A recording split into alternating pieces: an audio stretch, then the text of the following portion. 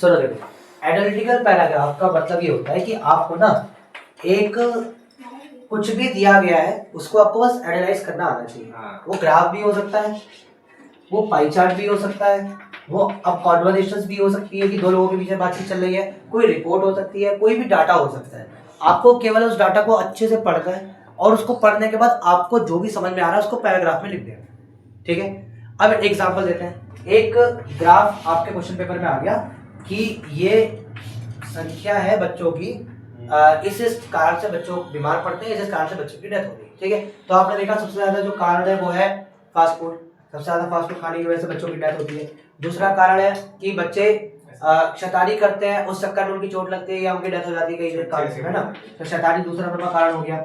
ठीक है, तीसरा कारण मल न्यूट्रिशन यानी कि कुपोषण, उनको पूरी तरीके से खान पान अच्छा नहीं मिलता, इस चक्कर में बच्चे इतना बीमार पड़ते हैं ना। अब आपसे कहें इस पर एनालिटिकल पैराग्राफ लिखो, तो आपको 3 बातें समझ में आ गई। सर ये तो 3 कारण है और इन कारणों से इतने बच्चों की मृत्यु हो रही है। अब जिस कारण से ज्यादा मृत्यु हो रही है वो कारण बहुत गंभीर है। अब अगर कोई दिक्कत है तो उसका सॉल्यूशन भी तो होगा, तो आप उसके पहले आप उसकी दिक्कत समझाओगे, दिक्कत के साथ सॉल्यूशन लिख दोगे। सिमिलर दूसरे वाले पे आओगे कि इसके बाद दूसरे नंबर पर बच्चे इस चक्कर में मरते हैं, आप वो टॉपिक लिखोगे, फिर उसकी एक सॉल्यूशन बता दोगे।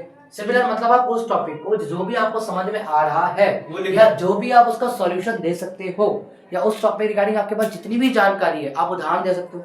भाई पैराग्राफ लंबा करना है, एग्जांपल दे दो। जैसे कोई व्यक्ति है, कोई बच्चा है जो दिन भर खान पान उसको पूरा नहीं मिलता, तो उसको कुपोषण की वजह से उसकी मृत्यु हो गई, उदाहरण है। तो आप पहले तो जो समझ में आया वो लिखो, फिर उसका एक उदाहरण लिखो, फिर उसका एक सॉल्यूशन लिखो। इस तरीके से आपका पैराग्राफ क्या हो जाएगा, लंबा हो जाएगा। अब अगर सर कॉन्वर्सेशन आ गया यानी किसी से बातचीत के बीच में आ गई, अब आपको उस बातचीत का सारांश निकालना है। अब बातचीत कोई ऐसे तो नहीं होगी और भाई सब बढ़िया, हाँ भाई सब बढ़िया, और बताओ क्या चल रहा है, ये बातचीत तो नहीं होगी।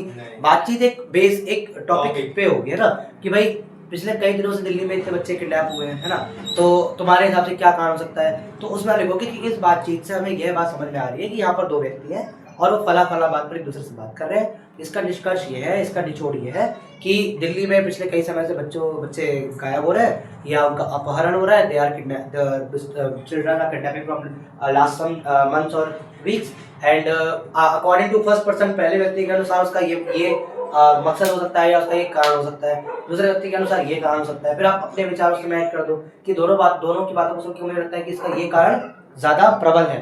भाई कारण तो दोनों के पास थे, तो तुम्हें एक कारण जो अच्छा लगा उसका एक रीजन भी देना पड़ेगा ना आपको, तो उसको आप और एक्सटेंड कर सकते हो, अपनी कोई नई थ्योरी उसमें ऐड कर सकते हो कि जहां तक मैंने सुना है कि ये चीजें इस कारण से हुई है ना।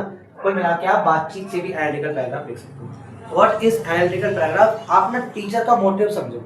बोर्ड ये चाहता है कि आप एक दी हुई परिस्थिति से कितना कुछ सीख सकते हो।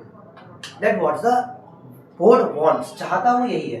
तो आपको क्या करना है, दी हुई जानकारी से जो भी मैक्सिमम टू मैक्सिमम आप निकाल सकते हो, डाटा निकाल सकते हो, बातचीत निकाल सकते हो, कॉजेस निकाल सकते हो, प्रॉब्लम, सॉल्यूशन, एक्सप्लेनेशन, एग्जांपल, जितनी भी चीजें आप उससे निकाल सकते हो वो वहां पर लिख दो। इतना लंबा आपका analytical paragraph related to the topic होगा उतने अच्छा। क्लियर है?